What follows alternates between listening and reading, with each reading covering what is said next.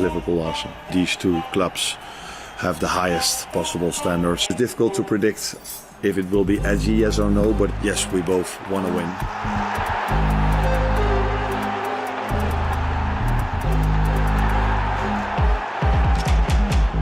And in by Virgil van Dijk, and Liverpool are level. Brilliant. And Salah still going. Oh, yes!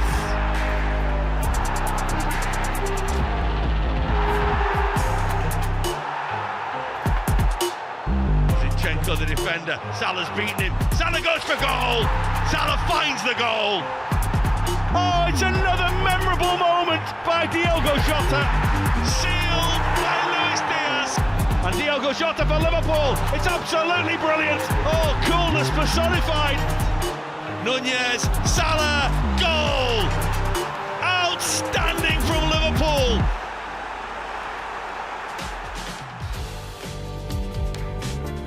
If this game had come a few weeks earlier, the feelings going into this would be so different. It could have been a title decider. Instead, the pressure is off, well, for the Reds anyway, as the champions welcome the side closest to them in this season's title charge, but a side that still sit 15 points adrift. On top of that, the visitors crashed out of the Champions League in midweek, and their season is in danger of petering out. In fact, the Gunners are now wary of losing their league runners-up spot to Newcastle or a resurgent City. It is Liverpool versus Arsenal in match 36 of the Premier League. We'll have live audio commentary of all the action from here at Anfield come kick-off at 4:30. Welcome to Anfield and to Matchday Live, and a big welcome to my guests down pitch side in front of the Kop today, Phil Thompson and John Barnes, so welcome boys. Tom, I'll start with you. We've had the big celebration of the title triumph. We had the slight wobble, the slight hangover from those parties last week. How do you assess where we're at going into today? You got the feeling, because the two massive teams, we've gone head-to-head for months to go for the title. You know, it was, go back quite a few months, people were maybe tipping Arsenal a little bit, but we were there. And we just clawed away from them. So the two good teams, I have no problem. This is a really good Arsenal team. So I think it's going to be great. How will they react? That was the big thing. After PSG, you know, their emotions could be there, or they could say, hey, let's get out there and show how good we are. So I think it's got the making of a good game. I mentioned at the top of the show, John, that the pressure's off us at least, but do you expect to be a bit more expectation, a bit more focus and pressure on Arsenal, given the fact they've had that stumble in the league a little bit? They're in danger of maybe being overtaken. Yeah, of course there's more pressure on Arsenal because we've already won the league, but of course, you know, Phil here has won the league many times. I won the league a couple of times, and if you win the league with 4 games to go, in our day you're probably a bit worse for wear, which is why the performance may not have been great. Whereas now they're not worse for wear because the players don't abuse themselves and go out and get drunk because you won the league. So therefore they will still be in top physical shape, but psychologically you know you've won the league. So you saw the game, you know, last week when they were given 100%, and you do give 100%, but the fact that you've won the league, I'm not going to say that they won't be given 100% because they will, and physically they will, but it takes a bit of the edge off in terms of the necessity of having to win. So Arsenal have to win, we don't. Maybe we'll play a bit more relaxed, but it's interesting to see how both teams approach the game, yeah. Tom, did you find that in your playing days, that just naturally human nature, a bit of that edge goes once you get over the finish line? It is, it's the word that the both of you have used, edge, and it does come off, it's human nature. Because you've battled and you've done everything. You've been under so much pressure for so many months. You've wanted it desperately for so many months. So of course, once it's done, you know, and I didn't want to get beat last week. Did it surprise me? No, it didn't, because you knew how the emotions are, and that, I'd like to think deep down a lot of our fans would understand that. And ours went down, but Chelsea had so much to play for. You know, Cole, who hadn't scored for 19 games, scores a goal. So you've seen they were up here and our level was down here. It happens. And we didn't need it, thankfully. We don't need it today. But I think being in front of our own fans will make a massive difference. We saw a slight drop perhaps in those performance levels last season. We also saw a slightly different team last week as well for the game at the Bridge. Today, the manager reverts to more like his regular starting 11. He makes 6 alterations from the game down in the capital. And Liverpool line up as follows. It's Alisson Becker who'll be in goal. A back four for this one now of Conor Bradley, Ibu Konate, Virgil van Dijk, who makes his 300th Premier League appearance, and Andy Robertson in at left back. In midfield, Ryan Gravenberch is there along with Curtis Jones and Dominic Szoboszlai, Mohamed Salah, Luis Diaz and Cody Gakpo will be the offensive front three. On the bench, Kelleher, Endo, Nunez, McAllister, Elliott, Jota, Tsimikas, Trent Alexander-Arnold and Kwanzaa.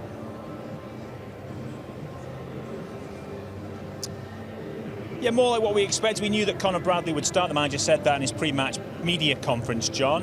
Just in terms of what this next few games represent for him now ahead of next season, how important do you see it for him, sort of grasping that position, I guess, moving forward? Well, of course, I think he would be an adequate replacement, not in terms of going forward and being creative, but I think we have enough creativity to cope with Trent going. But I think defensively, I think that he's fine. He comes forward well, he plays well with Mo, and I won't say the pressure is off. It probably is on a little bit in terms of now we know Trent's going, so I want to make sure that I'm going to be the right back. They don't bring someone else in for me to be the number 2 again. So I won't say he's under pressure, because if he doesn't do it in this game or the last game, means that they're going to get someone else in. But it gives him a bit of an opportunity and a bit of a carrot to know that he has got as good a chance as anybody in staking a claim to be the right back for next year. Is that a slightly different situation for a player when you've gone from being the guy you are the backup guy, you're the guy waiting in the wings, to all of a sudden being the guy who's effectively going to be the number 1 choice as it stands? Well, of course, I wouldn't mind that at all, but we're talking about filling in that position. And in Andy Robertson's position, for example, you would have thought, well, maybe Tsimikas would have thought it's going to be me, but you thought about bringing someone else in. So as to whether we're going to bring another right back in, which I don't think we necessarily need to, but from his perspective, he knows that he will be under pressure regardless, because there's going to be noises about replacing Trent, rather than just looking at him to be the ideal replacement, as much as I think he can be.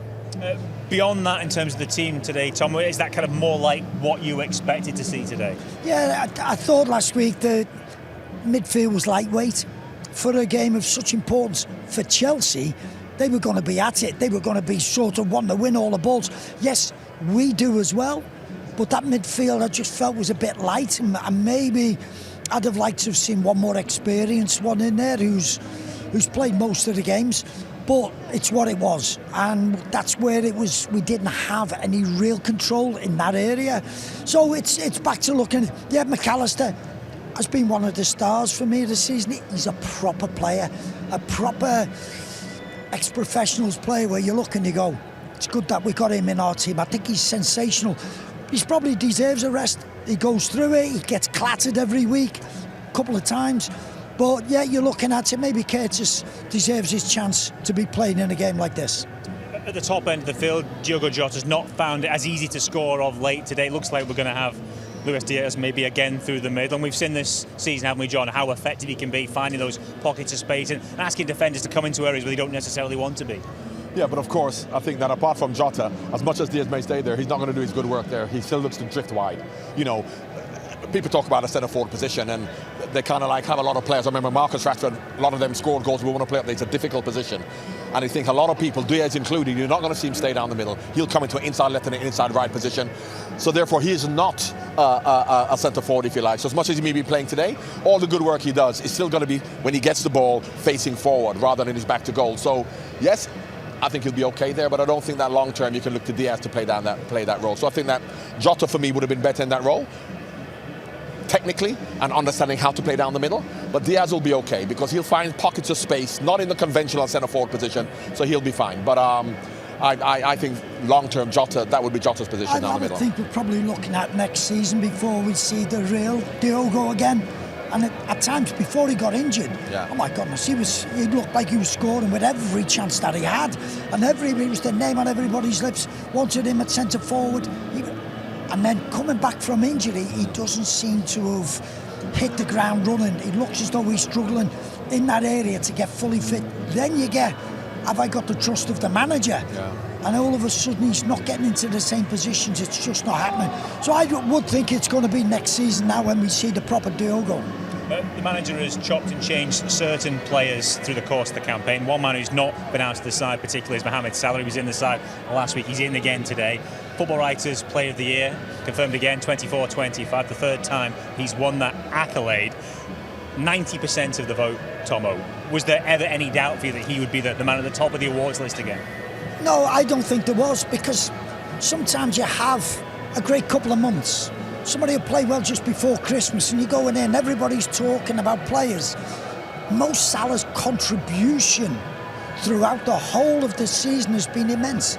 Yes, Mo has been quiet at times and had quiet games, and people go, oh, Mo didn't play very... But it's the amount of games that he has assists, that he has goals. He never misses a game. He's super fit. That's why he's got the contract. I think if he'd been missing Diogo's games, it wouldn't have been the same. He gets the love from us Liverpool fans. I don't think he gets the love from the country as much as what he should. His greatness will come, sadly, when you finish, when you leave this football club, because Mo Salah is... We have witnessed one of the greats of Premier League football. But it's been a funny kind of a season, because if you think about when, you know, Arsenal, Liverpool, Man City and the players in those clubs were doing so well, and if you won it then, you know, you had to fight for it. This year, with the inconsistency of everybody else, don't get me wrong, Mo absolutely deserves it, but if you look at the Man City players, who from there you would have thought are Arsenal. So it's been a funny season because those teams have been so inconsistent because of the emergence of the Fulhams and the Brightons who can beat you, and the Bournemouths. Then all of a sudden, everybody else has been inconsistent. Consequently, all the other players have been inconsistent, whereas our team and our players have been very consistent. So no surprise that Mo won it. As much as I think he's had better seasons and he's been pushed harder by other players, this year there's no player who could have won it instead of Mo, because no one's been that consistent.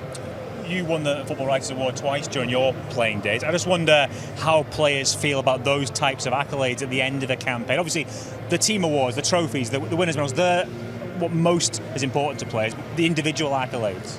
It massages the ego, but it's not important. It's not important. I never thought about that. But you know, when I won it for the first time, my most pleasing thing about winning it was when we had 7 of my teammates in the Team of the Year. So, because, you know, it's an opinion as to who thinks you had a great season, but you know from your teammates and your fans and the staff what you've actually done. So, yeah, while it's good for your ego, but in terms of in the grand scheme of things, for me, individual awards are meaningless. What it does mean is that you're helping your team to win. As far as anything else goes, I'm not really interested in that. If I can do the flip side, seeing this guy in full flow, how he played the game, and it is, the greatness comes afterwards. And when you talk about players, he thoroughly did. Is that it? Does it all the time. Where did you get that from? 50. I thought it was a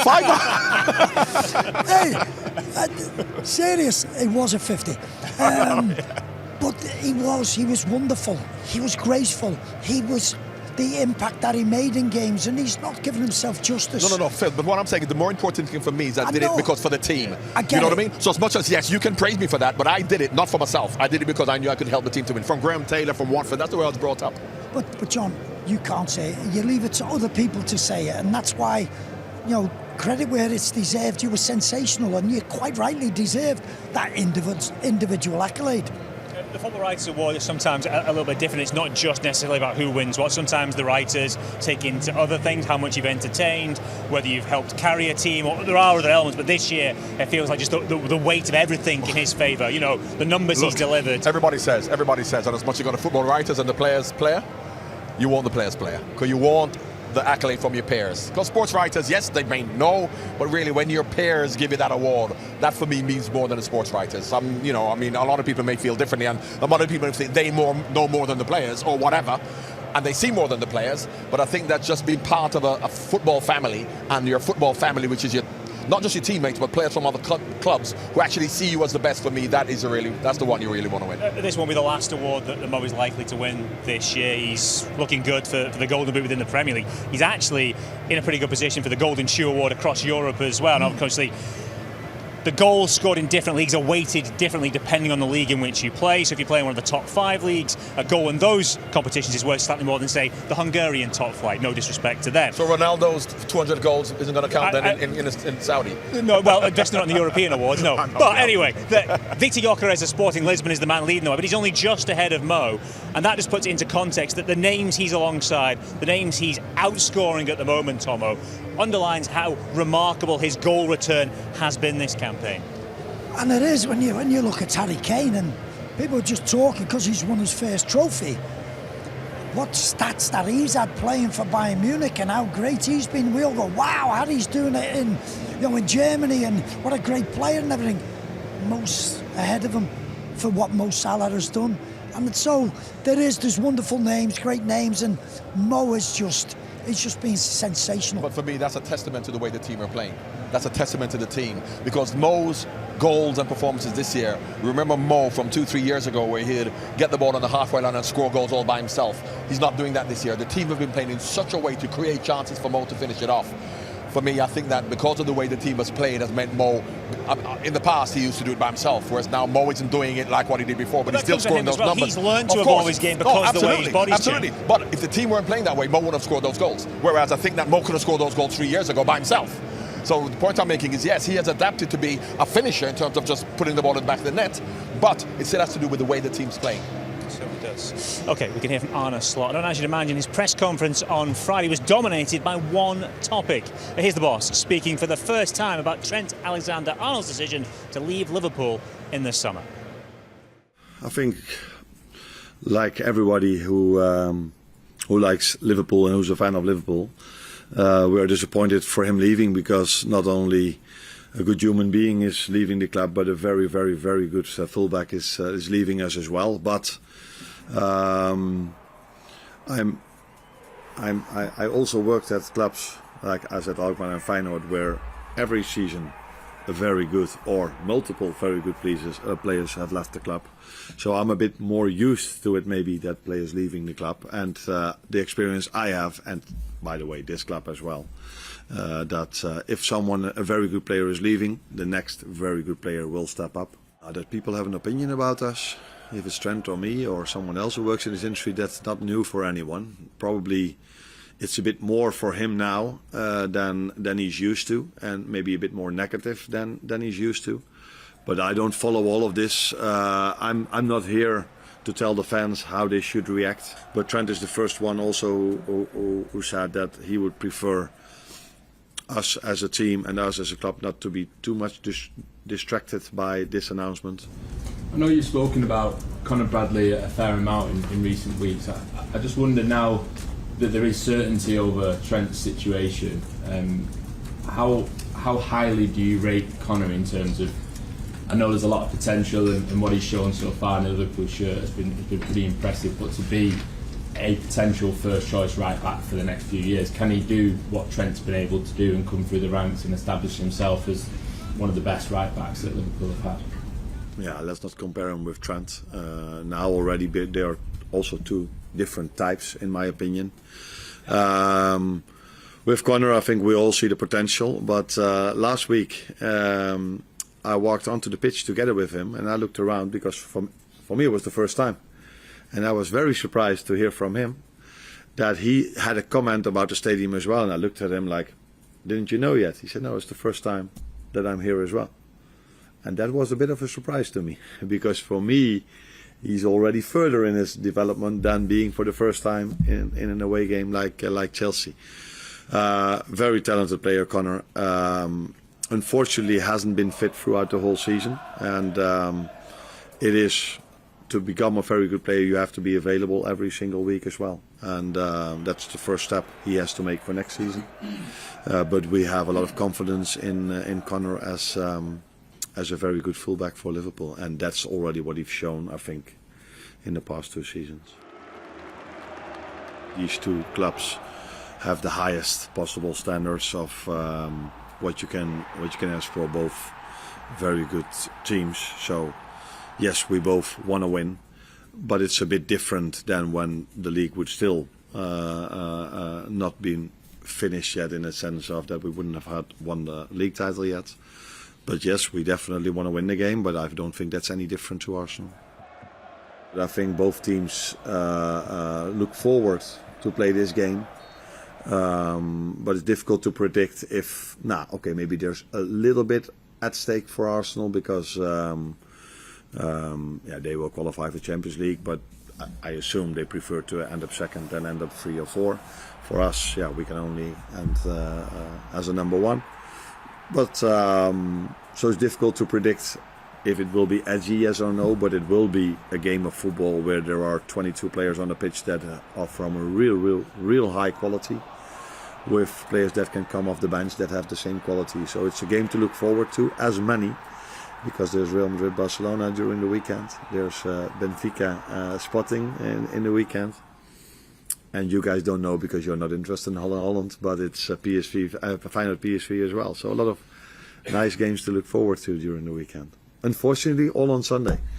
So I miss out on almost all of them, except for Liverpool Arsenal. So a lot in that media conference, understandably, about Trent and subsequently, by association, about Connor as well. We spoke about Connor at the top of the programme. One of the things he's had problems with is injuries. Missed 17 games this season through different injuries.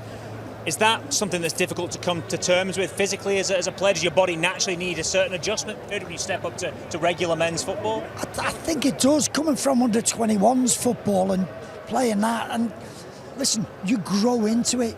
You see some players when they start out their careers and you look at them and they're like that. Steven Gerrard. And then and all of a sudden, after 2 or 3 years, they build up Stevie's problems that he had, different injuries to hammies, to calf strains, to groins, and you just need to ease your way in. They've got so much help now. All the players at the club, whether it's at the academy or whether it's at the AXA, they get so much help. They will identify what his needs are to make sure that he gets the right. As a player, I think Connor's sensational. We talked about him going forward. I think Northern Ireland, in his young career, I think he scored 3-4 goals for them. So he does like to get forward. The confidence when he gets in that final third will come, because you get plenty of opportunities with our Liverpool team. Northern Ireland playing wide right. Sometimes he's almost an attacker for them at times because of his quality relative to their squad. I guess one of the things as well, John, will be that probably inevitably they'll have to bring someone else in as an option there, given the fact we've only really got him. Joe Gomez is just back from injury, but isn't necessarily a right back by trade. So that probably one area where there will have to be a bit of recruitment in the close season. Yes, but that's whether they go to a definitive right back who's going to come and take up from Trent, or fight it out with him, or bring someone in to cover. But I don't mind him, because I think what's going out of the game now, we're talking about how comfortably you're on the ball, how many goals you've scored getting forward. You've got to defend as well. And a lot of people forget that. So we always think about who's a good attacking. He's a very good defender, and if he defends with what other creativity we have in midfield and up front, I think that the way we played under Jurgen with the Henderson, Milner, Fabinho, we needed creativity from Trent in the right back position. I think with what we have now with McAllister and Curtis Jones and Szoboszlai in midfield, we don't need that creativity necessary from a right back, but we need him to defend, need him to come forward, maybe in a more traditional way, to maybe play wider to support Mo rather than being this inverted. So, you know, I don't think it's going to be an issue whatsoever. And I like defender to defend, and he's a proper defender. I like to think we can have a look what we've got back up. You know, with our academies now, some of these kids, they're not kids, they're 21 years of age. So what have we got there? And I don't just mean a natural sort of, can it be a winger? Because Trent was a winger. So you can identify players. You know, we need to look there as well. I'm not saying that is the answer, but you look far and wide, but it might be, dare I say it, right under your nose. Yeah, that's the thing about it, you know, the solution to problems isn't always signing players. You have so many players, and as Phil says, we've got a big squad, you've got players in the academy, so every time you lose a player, you think we've got to sign someone. But that's not always the case. You have to look and see what solutions you have within the camp, and I agree with Phil. I think that we can look and see what we have, supplement it, because you don't need superstar players in every position. We've seen that with our opponents, Arsenal. Miles Lewis-Skelly has emerged, has been a sensation for them, having come through that academy pathway. Conor Bradley would have played last week against Chelsea if he'd been fit, wasn't fit, couldn't play. Those that did, Tomo, what did we see in that game at Stamford Bridge? You touched on it at the top of the programme, but what was it just that extra few percent drop-off? Is that what caused us just to not be quite at it? Yeah, it is, and that's the biggest way to say it, not at it. Because you think that they're going to be up for it all the time. It's just that final ball, having an extra touch when not needed. We had the great Ronnie Moran bellowing down our ear, give it early, give it, and sometimes the ball hadn't even arrived at your feet. But the players will have got it and they'll have had an extra touch. They'll have not moved it on quick enough to bypass maybe a blue shirt. So I think when you look at it, and don't forget, two of the things could have been easily avoided, and it was just one of those games. But us at half sort of in second gear, they had to be in fourth gear to actually get the result, and it was only over and done with right at the very end. You know, it's a psychological thing whereby, as Phil says, you know, we've won the league, we're convincing ourselves we're giving 100% because, of course, they're professional footballers. Chelsea need to win, we don't need to win, and I'm not saying that consciously they thought we don't need to do it, so we're not. They gave 100% of what they had, but the psychological aspect of we've won the league already, we're playing a team who are very good, they've got good players, and all it takes is for us to be 5% off it, and you can see what can actually happen. So it wasn't a terrible performance, and the players gave 100%. But, you know, after winning the league, the psychological aspect of taking your foot off the pedal is understandable. Which will be today as well, possibly. We're not backing the players. Yeah. We're not going, oh, this is it, and everybody be going, but they're being paid all this money, they should be, whatever. We've been there. We know how it feels, and you get there, and that's why by experience we can let people who are watching LFC TV understand what happens, and it's just human nature. It certainly is. OK, we'll come kick off. Steve Hunter will be guiding you through all the action with his live audio commentary. Who is keeping you company this afternoon, Steve? Yeah, good afternoon, Mark, top man. Yes, Neil Mellor, who famously scored a winner against the Invincibles of Arsenal they were that season when he netted a last-gasp Cup-end winner. What a great feeling to be here today. It always is, but it's extra special, isn't it? Because we're Premier League champions. Everywhere you look, coming into Anfield, I got in really early today, but there's smiles all over the place. And why shouldn't it be? We should all be proud, every single one of us out there, all Liverpool fans. What a wonderful season this has been. It doesn't really get much better than that, does it? Number 20, and we're coming for more in the future. Right then, we've got a little special VT lined up, and basically for this one, I've had a bit of fun, and I've picked out 4 of my favourite Liverpool moments here at Anfield against Arsenal. This first one coming up, those of you who might remember Steve McMahon. What a contribution by Steve McMahon it was. He nearly falls into the paddock actually on the near side before Peter Beardsley sets up Aldo for the winner. That was a magnificent Liverpool team, the one Johnny Barnes in his heyday played in for Liverpool. Then Robbie Fowler's record hat-trick at the time before a certain Sadio Mane, before he came to Liverpool, beat it with Southampton. And look out for an assist from one of our pundits down there. John Barnes got the assist for Robbie's record hat-trick. That just showed us that day what a real special talent we had in the number 9. Then Neil Mellor's last gap winner against Arsenal. Unbelievable moment, you know. That was special for me because I commentated on Mel's playing for the under-21s, the reserves as it was known back then, and there were people saying he wasn't good enough. I think he proved to people what he could do that day, and that Olympiacos moment as well. And then Mo Salah's goal in the title season when he turns David Luiz inside out, sprints forward, great finish at the Anfield Road end. There's been so many glorious goals against Arsenal in the past. John Barnes' free kick against Arsenal at the Anfield Road end. Bobby Firmino's no-look finishing as well. Great memories, Mark. It's back to you. Thank you, Steve. Good job you put Mel's goal in there. He wouldn't have forgiven you if you hadn't. Would have been a bad company for you for the rest of the afternoon. OK, it's time to bid farewell to viewers on social media just now. But our Matchday Live build-up will continue on LFC TV after the break. To join us on LFC TV, head to liverpoolfc.com/watch for details on how you can subscribe if you aren't already a subscriber. Coming up after the break, we'll turn our attention onto visitors Arsenal. Plus, we'll hear from Alexis McAllister later in the show as well. Come kick off, Steve Hunter and, as you heard, Neil Mellor have live audio comms. They'll take you through all the action for around about 4:30. And then we are back after the final whistle to go through the bones of today's game. That post-match show will also be available to listen to in the reaction later on the club's official podcast platform, and you can relive all the action on LFC TV from midnight tonight. Plus, don't forget to look out for Inside Anfield 2. That will be on Facebook and YouTube on Tuesday. We're heading for a break just now. With 7 wins and 4 draws, Liverpool are unbeaten in their last 11 home games against Arsenal in the Premier League. September 2012 was the last time they left Anfield with all 3 points. We take aim at the Gunners next.